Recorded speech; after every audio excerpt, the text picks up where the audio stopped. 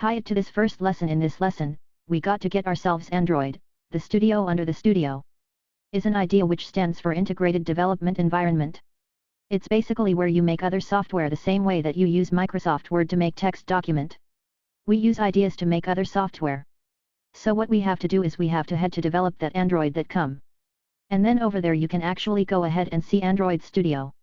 And when you go to the Android Studio, it allows you to download version of the current Android, the Studio.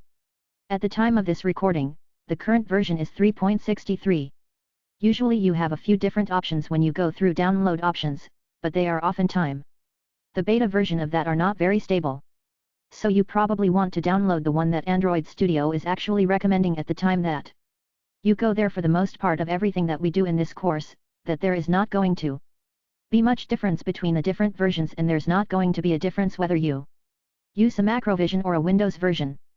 So just go ahead and download the Android is to do that you find in here instead on your device, on your computer.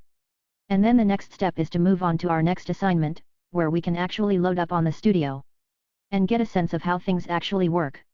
So assuming that, listen.